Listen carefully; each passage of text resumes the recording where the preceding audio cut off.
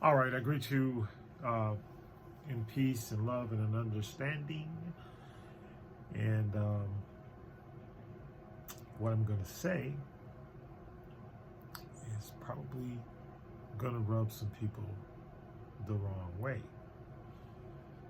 But what was that thing they used to say? They used to always say, "Don't be so spiritual that you can't also, be human." Because remember, the two combine to make your existence, right? But here's the thing. Judge Mathis and wife, I don't know her name. I'm sorry, I don't know her name, but I just came and turned the camera on soon.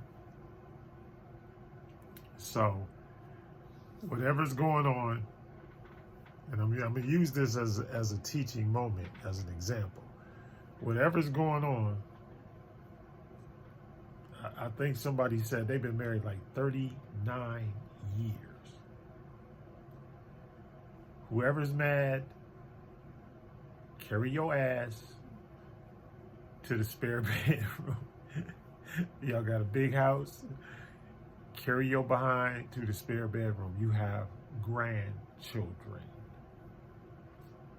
that you have to set an example for. I mean, if that's your morality, I'm not trying to say that it is or it isn't. But when we start talking about the structure of the family and all of that kind of stuff, that's one of the problems, because we are ignoring the elders and the ancestors, which is what I keep talking about, and y'all won't listen to me. That's okay.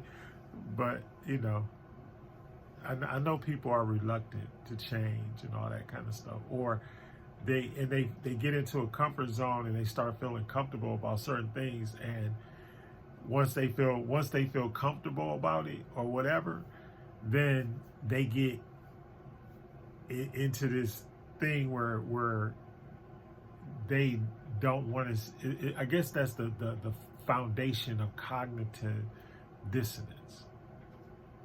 It's like when something works, or something is right, or something helps you, or something does, or something is harmful to you, or what, but you do it anyway.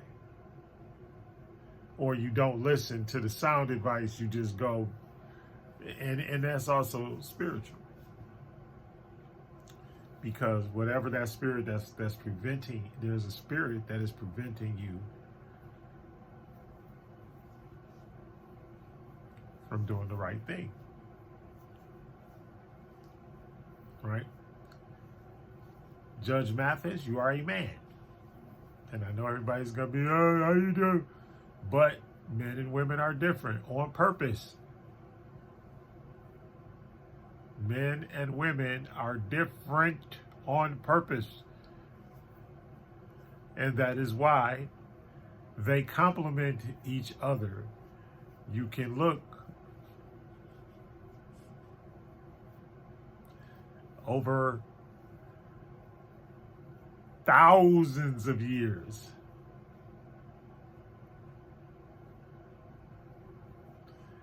And the one thing that is still like, and in fact, this is another thing, and I know what I'm saying because I was scrolling through my phone before I meditated, so I know this is where this is coming from.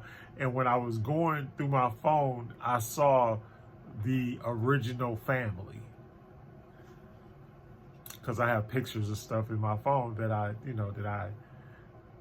like to look at, especially things that came out of Kemet and all that kind of stuff. I like looking at that stuff or reading it and all that stuff.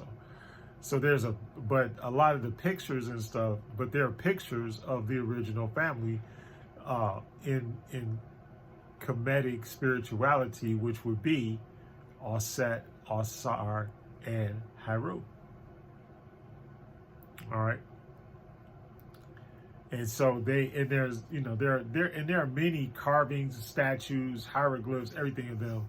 and you've seen them too. And so it's the family, it's the man, the woman, and the child.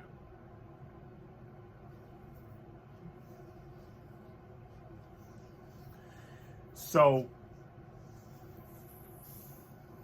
55 or say 50,000 years ago, right?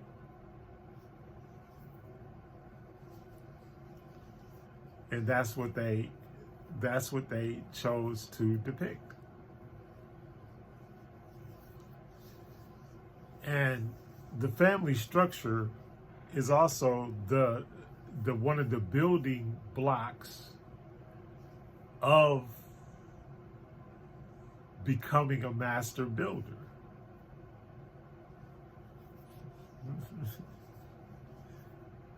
Right? All of the most successful, even corporations and stuff like that, they're families. They're not really corporations, or they weren't started or founded or brainchild did it. Is brainchild did the word? If it's not, I would like to have credit for that word. But are you feeling where I'm coming from? So everything, and then everything that we're doing is moving away from the elders and the ancestors, which is dumb. Why? Because you are them. The life force, the force of life, the energy of life is in the blood.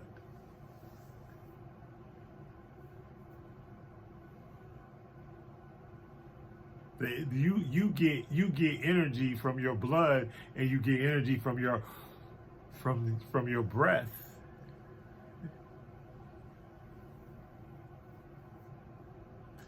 That's what literally sustains your life. Because if I cut off your air, what happens? Your spirit is gone out of your body. It's not. Or if I cut you and you bleed out, same result. The force of life, the energy of life is in the blood. So, and I'm gonna go back to the whole thing about y'all telling me or telling people that they can't talk to their ancestors who are on the other side because it's evil, satanic, demonic, whatever, ritualistic, occult, whatever you want to call it. But that's a crock of BS. And how, like I said, if my mother visits me in a dream, how is that demonic? Or if my mother manifests herself in some way, in some other way, how is that demonic? And then she comes and delivers a message to me of love and of help and of understanding and of caring and of all of that, right?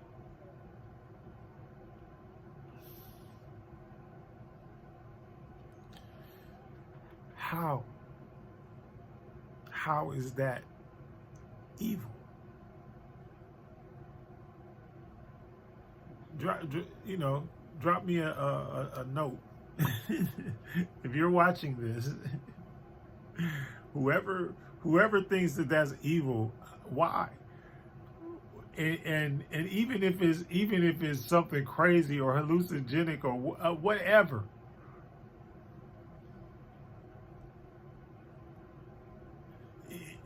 ain't it like a beautiful thing to be able to hook up with somebody that you love, that went to the other side that you missed, and that you would want to be able to even just to know that they're okay. Not even if you didn't even have to communicate. And some of them won't communicate with you. Some of them don't want to communicate with you because they're in paradise, they're in peace, they're chilling for what, right?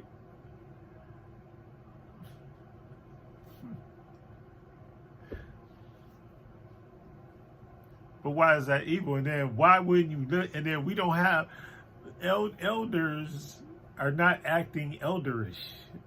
That's I'm making up words tonight.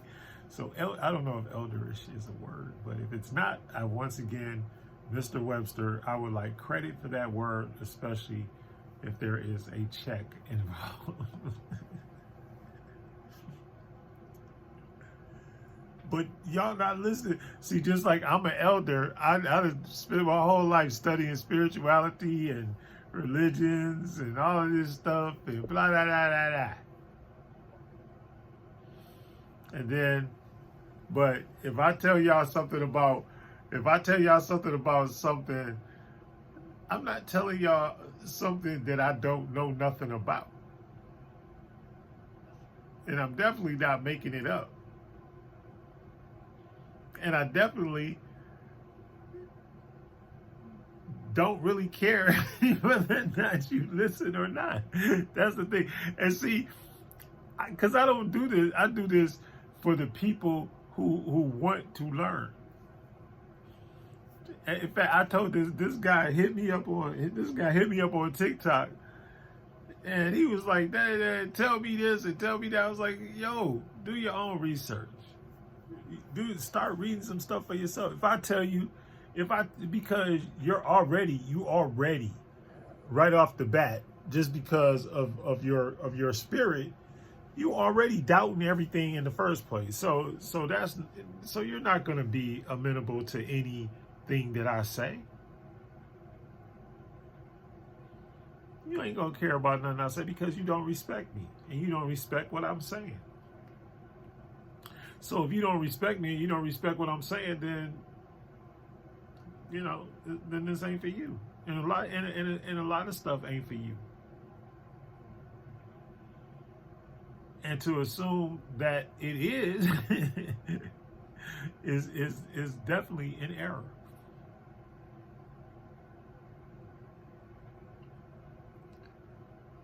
So the elders and the ancestors, that's everything, because their blood, just like stuff like I think about my parents who have gone to the other side, and just like the stuff that's going on even in the election right now, the possibility that there could be a black woman to be president. My mother would jump through the roof over that. But guess what? If I live long enough to see it, she can see it through my eyes. Oh. See, all things are possible. To who? This is y'all's book, right? Everything is possible. Stop limiting yourself and the possibilities of what you can do. And the reason why you limit yourself and the possibilities of what you can do is because you are not grounded. Because you got to think about a tree, something like a tree. Do you realize that when you see a tree, that there's just as much, there's a root system that's in the ground that you can't even see? That's what your ancestors are. They're your root. That's why they don't want you to know who they are. That's your root system.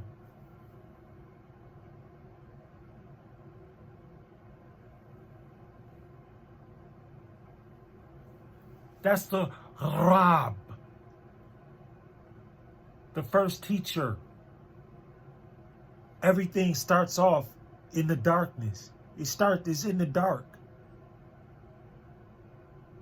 So that root system is way down in the ground. And some trees, the root system is just as deep and as elaborate as what you see on the outside.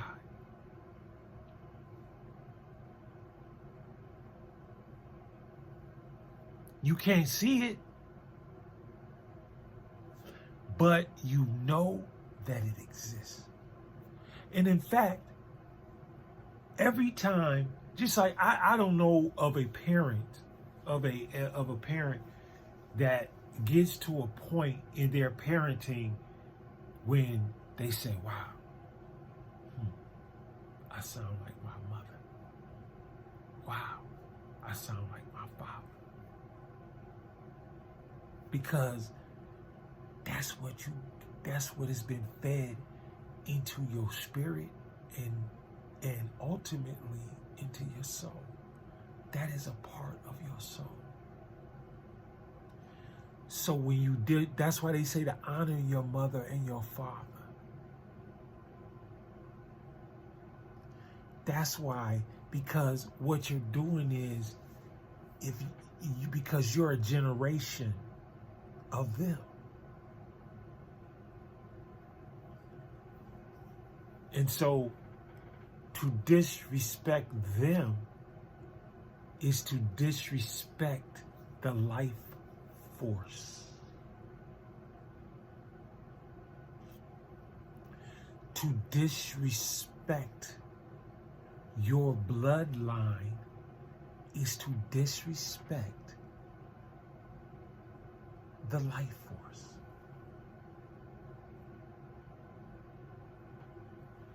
So the family is of the utmost importance. And it doesn't even have to be a nuclear family. It could be an extended family. It could be a blended family. It could be any, whatever it is. This is not exclusive to just biologically only families. This is because and remember, when I was talking about how we had extended family, Amoja Abagunde. And we had this extended family, and that extended family, it allowed us to become related in the spirit, to be kindred, to be related in the spirit, and to help out the process of universal oneness. So Judge Mathis, carry your black ass home, wherever you are, and talk to that woman and put your family back together, brother. And I sent all the positive and prayers, but that's what needs to be said. I'm a minister. I'm not I'm not here. That's why I try to separate the fastest 15 minutes. I like politics. I like all that stuff, but I'm really a comedic pastor. That's what I am. And I'm really a mystic. I hate using that word, and some people even use the O word, the oracle word, and all that stuff. I don't like those words, that's why prophet has bothered me about what should I call you. So that's that. But I'm telling you, one of our spiritual downfalls is not to respect that blood and not to respect this breath. That this breath and that blood that's flowing through your veins, and it carries. It carries spiritual consequences if you disrespect it. There are spiritual consequences, and I'm not talking about human consequences. I'm talking about spiritual consequences. And once again, you are trying to do everything that you can to to make friends with this dude. So don't tick him off. And right now, we are, with all this, like I said, if there's artificial, me and my wife would talk about this in the car today.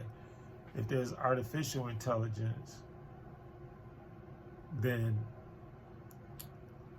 who's going to maintain it? Where is and whose artificial intelligence? Who are you going to artificially make it after, or whatever? Because we already got a spiritual supercomputer right here that can fix anything in this realm. That can fix anything in this realm. All things are possible. You gotta understand, because 50,000 years ago, when they were building the Great Pyramid, right?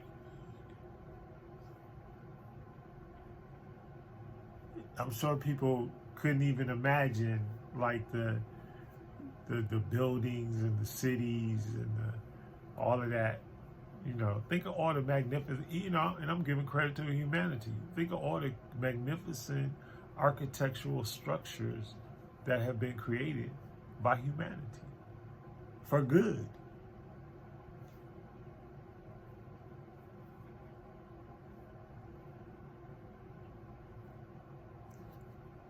For good.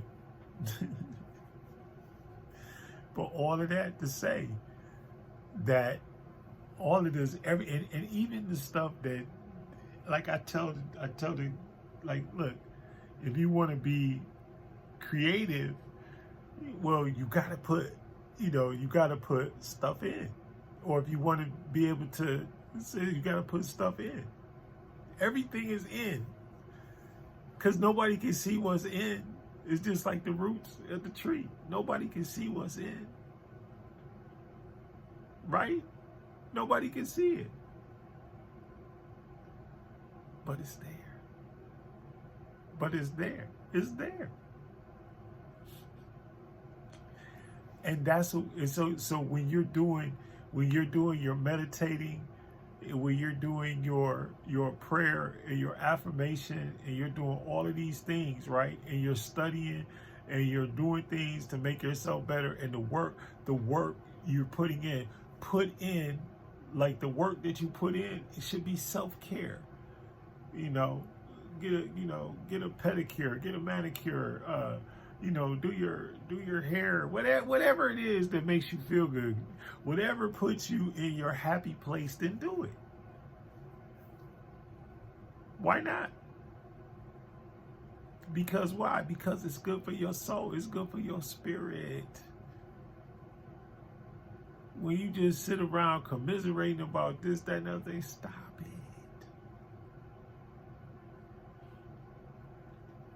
That's why I've been telling everybody, speak to everybody, talk to everybody. I'm serious, because it's our time. It really is. Celebrate. It's our time.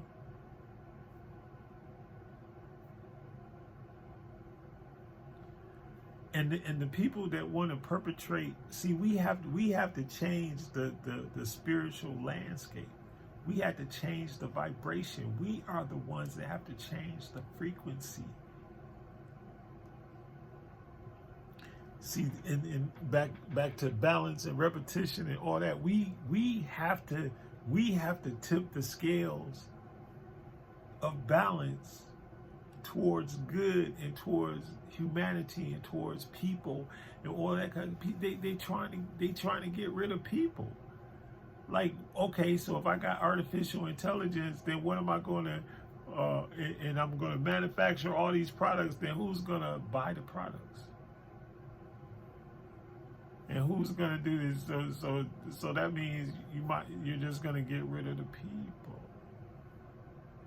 I mean, I could be wrong. Or, because every other time they told us it was going to make our lives easier. They lie. But it seems to me like,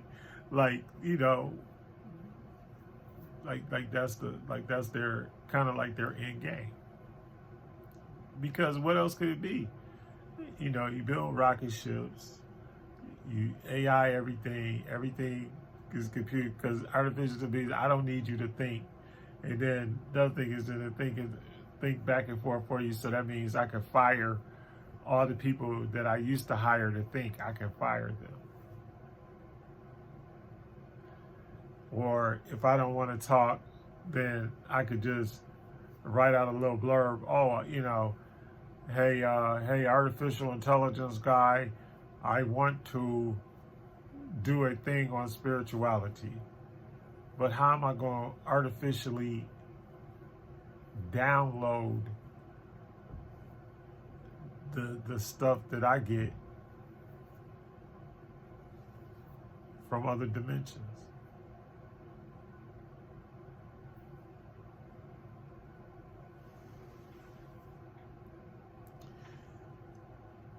Because once again, that computer is neither human nor spirit. And that computer damn sure don't care about the one. Listen to your elders and your ancestors.